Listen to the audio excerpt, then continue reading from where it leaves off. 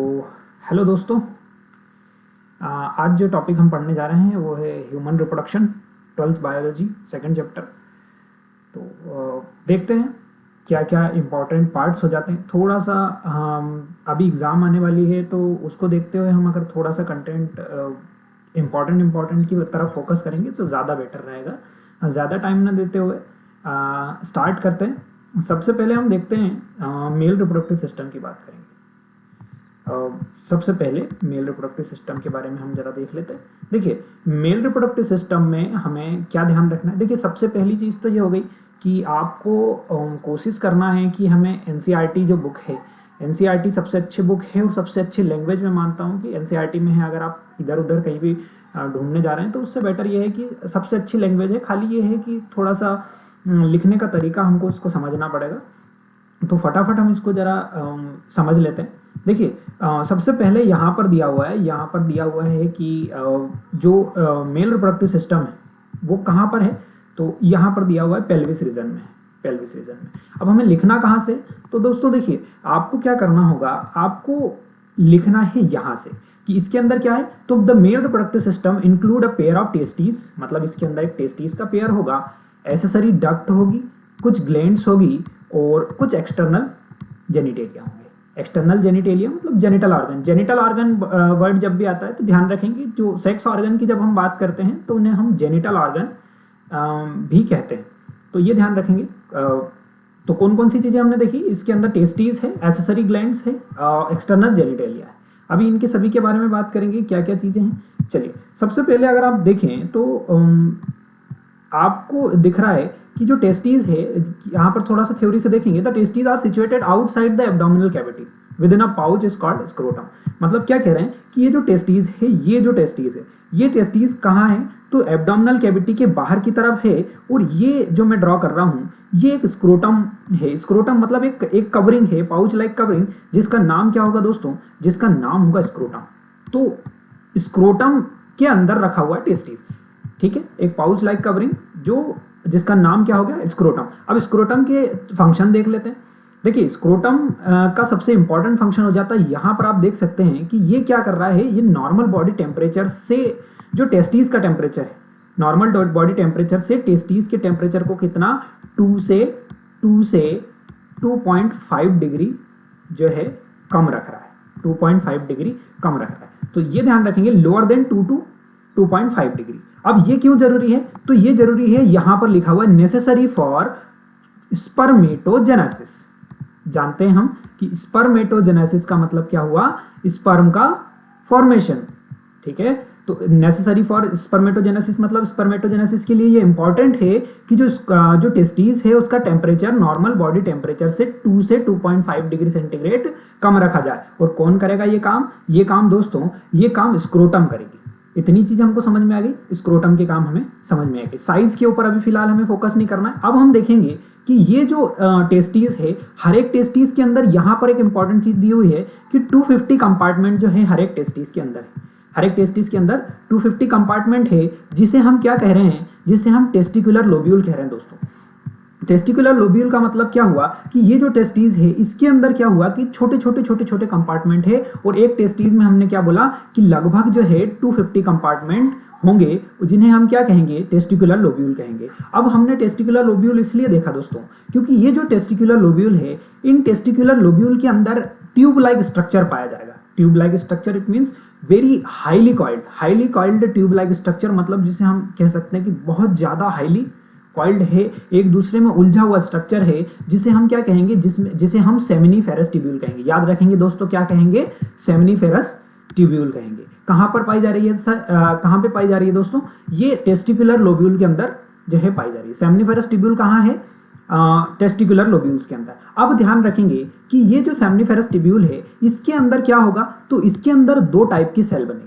क्या बनेगी, 2 टाइप की सेल। क्या दिया हुआ है, each seminiferous tubule is lined on it inside by 2 type of cell. इसके अंदर क्या होगा, इसके अंदर 2 टाइप की सेल बनेगी। इसका एक का नाम होगा मेल जर्म सेल। यहां पर लिखा हुआ है दोस्तों स्पर्मेटोगोनिया। क्या लिखा हुआ है, स्पर्मेटोगोनिया।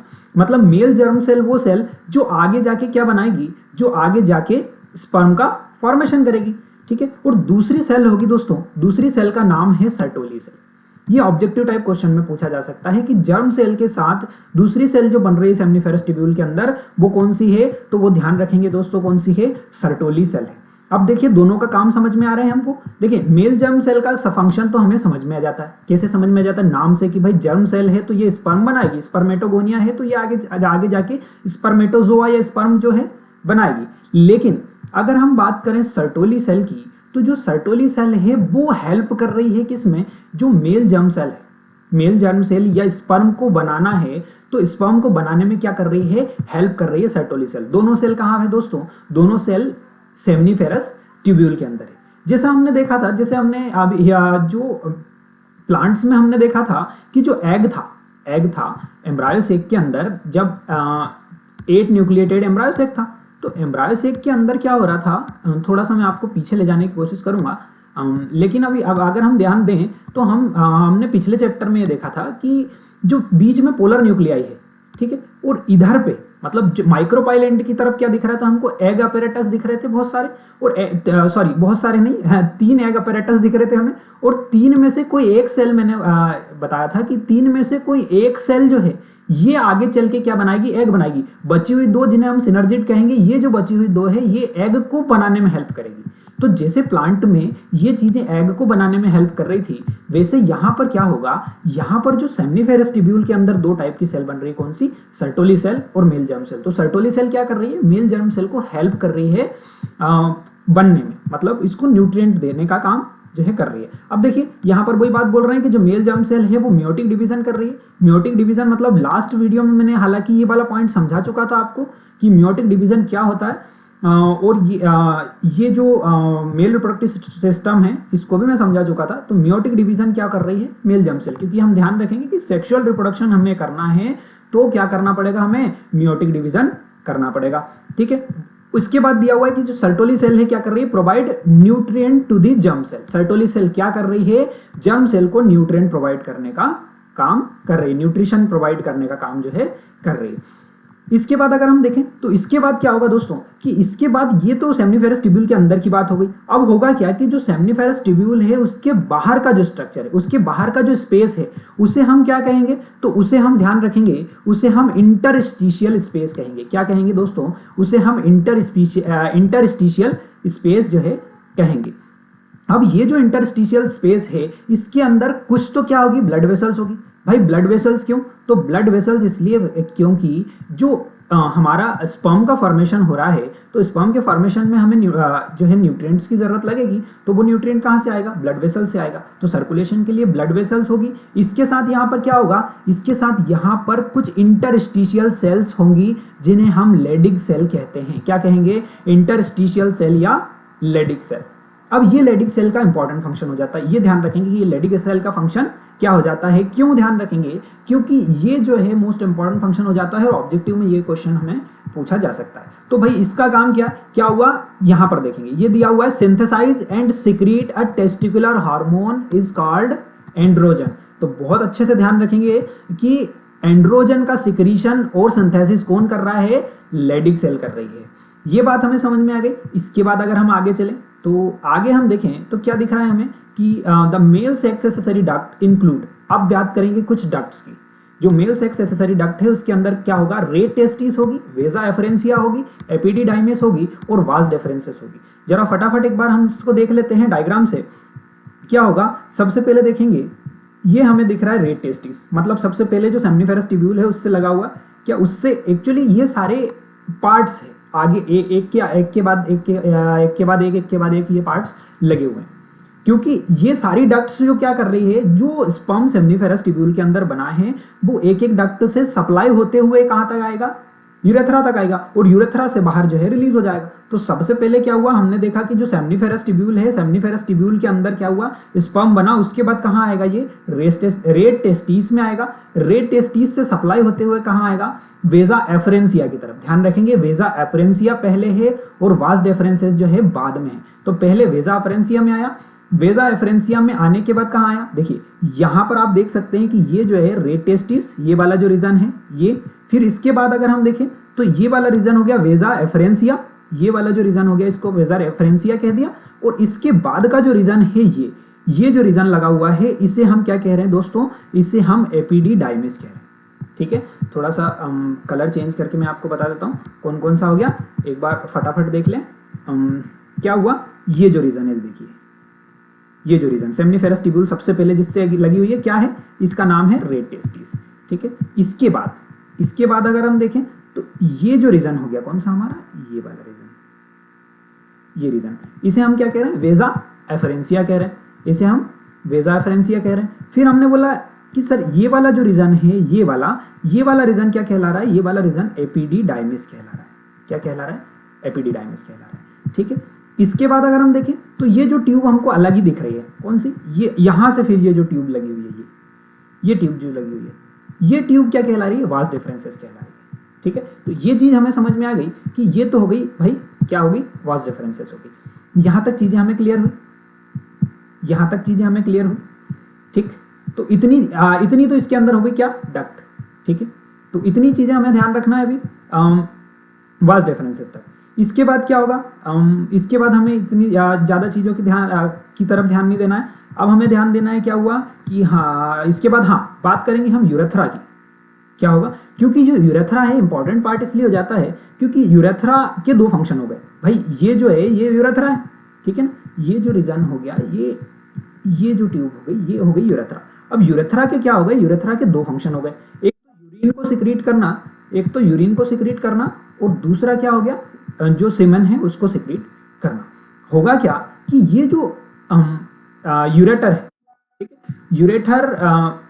यूरेटर जो है, यूरेटर के थ्रू आगे बढ़ के, यूरेटर जुड़ा हुआ है किससे, यूरेथ्रा से, और ये जो ऊपर का रीजन है इसे हम यूरिनरी ब्लैडर कह रहे हैं। ब्लैडर मतलब जहां पर यूरिन इकट्ठा हो रहा है। तो हुआ क्या कि ये जो हमारा वास डिफरेंसेस से ये जो हमारा जो स्पर्म आए हैं, स्पर्म को क्या होगा, यहाँ पर कुछ ग्लैंड्स लगी हुई है, जैसे हम बल्बोयूरेथ्रल ग्लैंड हो जाती है, सेमिनल वेसिकल हो जाती है, प्रोस्टेट ग्लैंड हो जाती है। अभी आगे इनके फंक्शन भी है कि इनके क्या फंक्शन हो गए, ये ल्यूब्रिकेशन करने का काम करते हैं पेनिस का। तो पेनिस का ल्यूब्रिकेशन भी करेंगे साथ में। अभी दोस्तों हमने एक देखा है कि हमने एक चीज तो पढ़ी है, क्या हमने एक चीज पढ़ी है, स्पर्म। ठीक है, स्पर्म पढ़ी है, ठीक है, स्पर्म, और दूसरी चीज हमने पढ़ी है सीमेन। क्या पढ़ी है, सीमेन पढ़ी है। ठीक है, एक स्पर्म पढ़ी है, एक सीमेन पढ़ी। अब होता क्या है कि ये स्पर्म को सीमेन में कन्वर्ट करना, मतलब सीमेन के अंदर स्पर्म होंगे, राइट। तो होगा क्या कि ये जो स्पर्म है इसके अंदर तो क्या हुआ कि जो हमारी जनरेटिव सेल है वो होंगी। तो हुआ क्या कि ये जो जनरेटिव सेल है, इनके साथ ये जो कुछ ग्लैंड्स है, एसेसरी ग्लैंड्स जो है, ये ग्लैंड कुछ म्यूसिलेजिनस, कुछ चिपचिपे सब्सटेंस को इसके अंदर मिलाएगी इन स्पर्म के अंदर, और ये बनाएगी क्या, सीमेन। ये क्या बनाएगी, सीमेन। और ये सीमेन रिलीज होगा कहाँ से, ये भी यूरेथ्रा से ही रिलीज होगा। तो ये ध्यान रखेंगे कि सेमिनल वेसिकल हो गया, प्रोस्टेट ग्लैंड हो गया, बल्बोयूरेथ्रल ग्लैंड हो गया, इनके सभी के क्या काम हो गए, इनके काम हो गए ल्यूब्रिकेशन ऑफ पेनिस। ठीक है ना, तो ये हमें समझ में आ गया। इसके बाद अगर हम आगे बढ़ें तो यहाँ पर दिया हुआ है कि जो पेनिस का एक्सटर्नल ओपनिंग है जिसे हम यूरेथ्रल मीटस कह रहे हैं। ठीक है, यूरेथ्रल मीटस, और जो आउटर स्किन है उसे हम क्या कह रहे हैं, फोर स्किन कह रहे हैं। ये हालांकि ये चीज़ें उतनी ज़्यादा ध्यान देने की नहीं है। इंपॉर्टेंट चीज़ें जो है ये देखिए, यहाँ पर दिया हुआ है उन्होंने कि जो एसेसरी कुछ डक्ट्स हो गई, सेमिनल वेसिकल, प्रोस्टेट और पेयर ऑफ बल्बोयूरेथ्रल ग्लैंड, ये सब क्या कर रही है, ये देखिए यहाँ पर लिखा हुआ है, secretion of this gland constitute the seminal plasma. मतलब ये क्या करेगी, ये सेमिनल प्लाज्मा का सिक्रीशन करेगी। और इस प्लाज्मा में क्या होगा, इस प्लाज्मा के अंदर फ्रक्टोज होगा, कैल्शियम होगा, कुछ एंजाइम होंगे डिफरेंट टाइप के। ठीक है, जो क्या करेगा, जो हेल्प करेगा ल्यूब्रिकेशन ऑफ पेनिस, जो मैंने अभी आपको बताया। तो ये कंप्लीट जो था स्ट्रक्चर किसका था, ये मेल रिप्रोडक्टिव सिस्टम का था। एक बार फटाफट देखें क्या क्या देखा हमने। इसमें हमने ये देखा मेल रिप्रोडक्टिव सिस्टम में कि ये जो टेस्टीज है, ये टेस्टीज किससे कवर है, तो ये टेस्टीज जो है स्क्रोटम से कवर है। स्क्रोटम का क्या फंक्शन है दोस्तों, स्क्रोटम का फंक्शन है 2 से 2.5 डिग्री सेंटीग्रेड जो टेम्परेचर है बॉडी टेम्परेचर, उससे 2 से 2.5 डिग्री सेंटीग्रेड टेस्टीज का टेम्परेचर कम रखना। ठीक है ना, क्यों, क्योंकि ये स्पर्मेटोजेनेसिस के लिए इंपॉर्टेंट है। फिर हमने देखा कि जो टेस्टीज है, टेस्टीज के अंदर बहुत सारे कंपार्टमेंट है, लगभग 250 कंपार्टमेंट हो जाते हैं। हर एक कंपार्टमेंट में 1 से 3 1 2 3 सेमिनल, जिसे हम कहेंगे सेमनीफेरस ट्यूब्यूल, सॉरी ठीक है। तो हर एक कंपार्टमेंट में सेमनीफेरस ट्यूब्यूल होगी 1 2 3। इन सेमनीफेरस ट्यूब्यूल के अंदर सेल बनेगी, दो टाइप की सेल बनेगी। दो टाइप की कौन कौन सी? एक होगी मेल जर्म सेल और दूसरी जो सेल होगी उसका नाम होगा क्या? उसका नाम सर्टोली सेल होगा। तो जो मेल जर्म सेल है, मेल जर्म सेल क्या बनाएगी? स्पर्म बनाएगी, और जो सर्टोली सेल है वो स्पर्म बनाने में हेल्प करेगी, सीधी सीधी बात है। इसके बाद हमने क्या देखा कि इसके बाद यहाँ पर कुछ ऐसे सारी डक्ट लगी हुई है, मतलब सेमिनर जो सेमनीफेरस ट्यूब्यूल है उससे कुछ डक्ट लगी हुई है, ठीक है। अच्छा, इसके साथ बीच में हमने एक चीज और देखी थी, एक चीज देखी थी कि जो सेमनीफेरस ट्यूब्यूल है उसके बाहर का जो स्पेस है उसे हम इंटरस्टिशियल स्पेस कह रहे हैं। और इस इंटरस्टिशियल स्पेस में हमने देखा था कि कुछ जो इंटरस्टिशियल सेल या जिन्हें हम लेडिक सेल कह रहे हैं वो पाई जा रही है। और ये सेल क्या कर रही है? ये एक एंड्रोजन हार्मोन का, जो मेल हार्मोन है उसका सिक्रीशन कर रही है। इसके बाद हमने देखा था कि इसमें कुछ डक्ट है जिसमें रेड टेस्टिस है। कहाँ लगी हुई है? सबसे पहले रेड टेस्टिस लगी है सेमनीफेरस ट्यूब्यूल से, उसके बाद वेजा एफरेंसिया लगी है, फिर हमने देखा था कि इसके बाद इससे एपिडिडाइमस लगी है, और एपिडिडाइमस के बाद वास डिफरेंसेस लगी है। इसके बाद ये कहाँ आता है? तो ये आता है कहाँ? यूरेटर में। यूरेटर से आके जुड़ता है, और यूरेटर लगा हुआ होगा आगे किससे? यूरेथ्रा से। यूरेथ्रा के वो पार्ट जो स्पर्म को जो है रिलीज करेगा, ठीक है, स्पर्म को रिलीज करेगा। अब बीच में क्या हुआ? बीच में यहाँ पर कुछ ग्लैंड्स हैं, जैसे सेमिनल वेसिकल, प्रोस्टेट ग्लैंड और बल्बोयूरेथ्रल ग्लैंड। ये ग्लैंड क्या करेगी? ये एक तो पेनिस का ल्यूब्रिकेशन भी करेगी, साथ में जो स्पर्म आया है उसमें उसको सीमेन में कन्वर्ट करने का काम करेगी, ठीक है। ये सारी चीज हमने इसके अंदर देखी। तो ये हमारा मेल रिप्रोडक्टिव सिस्टम कंप्लीट हो जाता है। इसके बाद अगर हम फीमेल रिप्रोडक्टिव सिस्टम की बात करें, थोड़ा सा क्विक रिवीजन करेंगे क्योंकि समय कम है, इसलिए हम केवल एनसीईआरटी को ही लेके चल रहे हैं। अगर हमारे पास टाइम ज़्यादा होता तो हम इसमें कुछ डिटेल स्टडी करते, लेकिन अभी एग्जाम का टाइम है तो कोशिश करें हम कि एग्जाम पे फोकस किया जाए। जो इंपॉर्टेंट टर्म्स हैं एनसीईआरटी की ही, केवल उन्हें ही हम ध्यान दें। तो देखिए, सबसे पहले यहाँ पर फीमेल रिप्रोडक्टिव सिस्टम में हमें क्या दिख रहा है? ओवरी दिख रही है।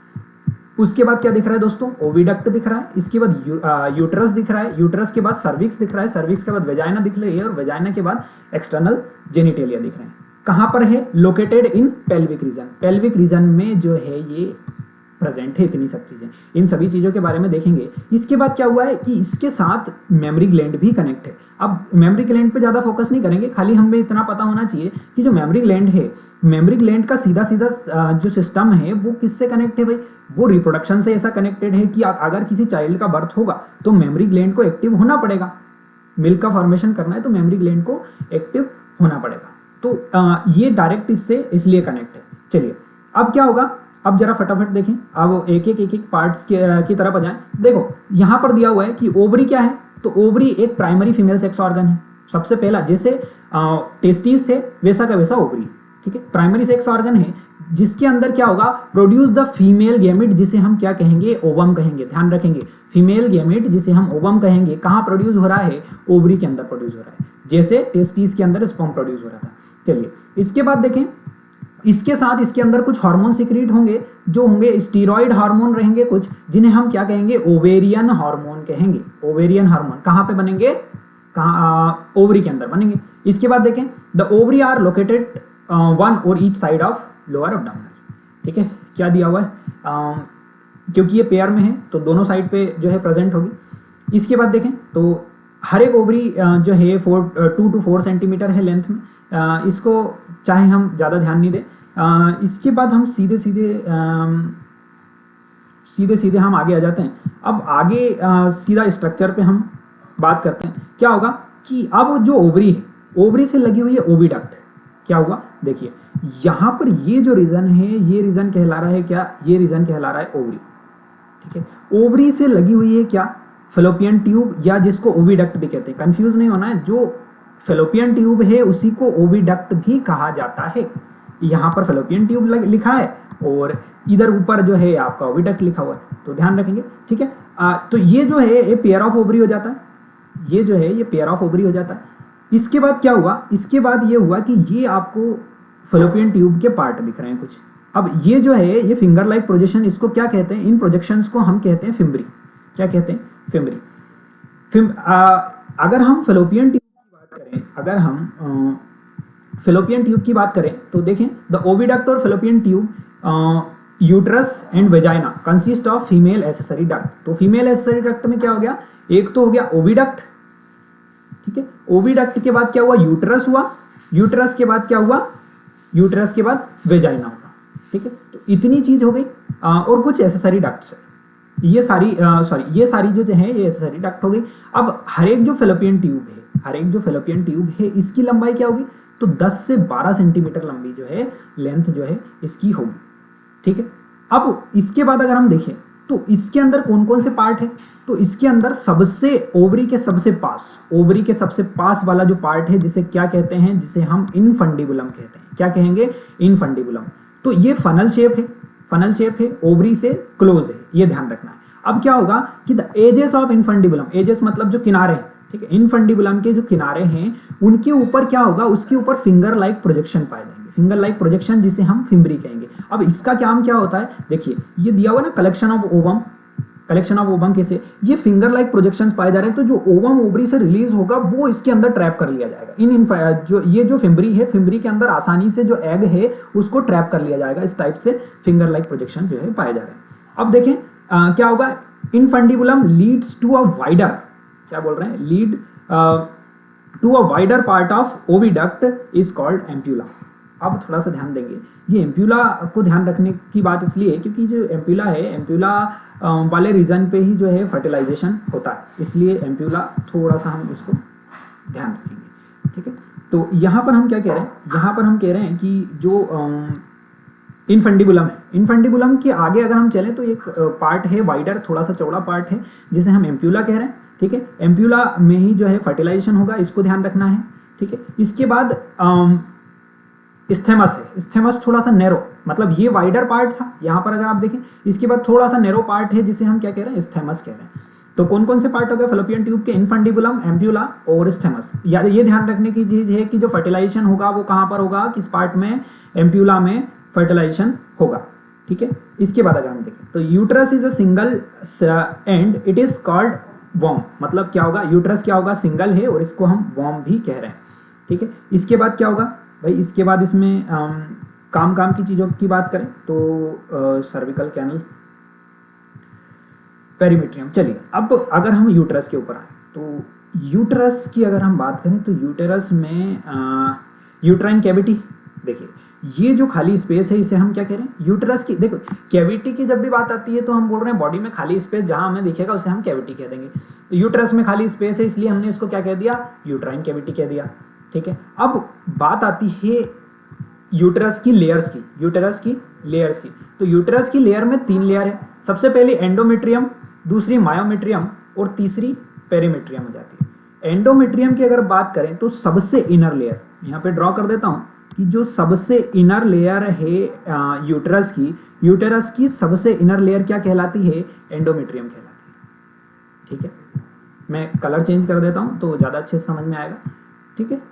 यूट्रस की सबसे इनर लेयर जिसे हमने एंडोमेट्रियम कहा, इसके बाद की जो लेयर है इससे हम क्या कह रहे हैं, इसे हम मायोमेट्रियम कह रहे हैं, इसे हम मायोमेट्रियम कह रहे हैं। और सबसे आउटर लेयर जो है इसे हम क्या कह रहे हैं, इसे हम पेरीमेट्रियम कह रहे हैं। क्या कह रहे हैं, पेरीमेट्रियम कह रहे हैं। ये जो मैंने ग्रीन कलर से ड्रॉ किया, तो 3 लेयर कौन कौन सी, एंडोमेट्रियम, मायोमेट्रियम और पेरीमेट्रियम, जिसमें से 2 लेयर के फंक्शन आपको ज्यादा अच्छे से याद रखना है। सबसे पहले एंडोमेट्रियम का फंक्शन हो जाता है। भाई एंडोमेट्रियम का क्या फंक्शन हो गया, तो एंडोमेट्रियम का फंक्शन ये हो गया कि जो एम्प्यूला में क्या हुआ, एम्प्यूला में फर्टिलाइजेशन हुआ, और फर्टिलाइजेशन होने के बाद स्थमस से होते हुए ये जो फर्टिलाइज्ड, जैसे अगर हम यहाँ देखें तो ये जो फर्टिलाइज्ड जाइगोट है, ये जाइगोट का क्या होगा, इम्प्लांटेशन होगा। तो ये जाइगोट क्या होगा, ये जाइगोट यहाँ पर आकर क्या हो जाता है, इम्प्लांट हो जाता है। कहाँ पर इम्प्लांट होगा, देखिए यहाँ पर हम आसानी से देख सकते हैं। तो यहाँ पर इसको इम्प्लांट होने के लिए जगह है, तो ये कहाँ पर इम्प्लांट होगा, इम्प्लांटेशन किस लेयर पे होगा भाई, एंडोमेट्रियम पे होगा, ठीक है। एंडोमेट्रियम इम्प्लांट करने के बाद क्या करेगी, एक तो ये क्या करेगी, जो एम्ब्रायो है, डेवलपिंग एम्ब्रायो है, उसको न्यूट्रिएंट देने का, नरिशमेंट देने का, न्यूट्रिशन देने का काम करेगी। कौन करेगी, एंडोमेट्रियम करेगी। इसके बाद अगर हम मायोमेट्रियम की बात करें तो ये एक मोटी मसल्स है, बहुत जो है थिक मसल्स है। इसके 2 फंक्शन हो जाते हैं भाई। थिक मसल्स है तो इसका फंक्शन ये हो गया कि जब मदर वॉर्म के अंदर कोई चाइल्ड का डेवलपमेंट हो रहा है तो वो डेवलप हो रहा है तो उसे क्या चाहिए, वो भाई उसका साइज बढ़ेगा, साइज बढ़ेगा तो स्पेस चाहिए। तो क्या होगा कि ये जो मायोमेट्रियम है ये श्रिंक हो जाती है, ये श्रिंक होकर ये स्पेस प्रोवाइड करती है। और जब इस चाइल्ड को बॉडी से बाहर रिलीज करना पड़ेगा, डिलीवरी के टाइम पे इस चाइल्ड को जब बाहर रिलीज करना पड़ेगा, तो यही जो मायोमेट्रियम है, क्योंकि स्ट्रॉन्ग मसल है, तो ये मायोमेट्रियम क्या करेगी, ये मायोमेट्रियम फोर्स जो है अप्लाई करेगी। तो इसके ये एंडोमेट्रियम का और मायोमेट्रियम के दोनों के जो है इंपॉर्टेंट फंक्शन हो जाते हैं। ठीक है, अब इसके बाद अगर हम बात करें तो इसके बाद क्या आ रहा है, इसके बाद हमें आ रहा है कि भाई जो सर्विक्स है, सर्विक्स वाला रीजन, मतलब ये यहाँ से लेकर यहाँ तक का, इसे हम सर्विक्स कहेंगे। ठीक है, ये तो ये जो सर्विक्स वाला रीजन हो गया, ये सर्विक्स वाला जो रीजन है, इस रीजन के पास क्या होगा, स्पर्म जो है रिलीज किया जाएगा, कहाँ, सर्विक्स वाले रीजन, और यहाँ से ये होता हुआ आगे की तरफ, यहाँ से होता हुआ आगे की तरफ जाएगा। तो इसे ध्यान रखना है हमें। वेजाइना क्या है, एक्सटर्नल ओपनिंग है जिसे हम वेजाइना कह रहे हैं। ठीक है, तो ये जो है हमें ध्यान रखने की चीज़ें हैं, इतनी चीज़ें हमको एग्जाम के बेसिस से इंपॉर्टेंट हो जाती है। इसके बाद क्या हुआ कि कुछ जो है आउटर पार्ट्स के नाम दिए हुए जिनको, लेकिन एग्जाम के बेसिस से हमारे लिए इतना जो है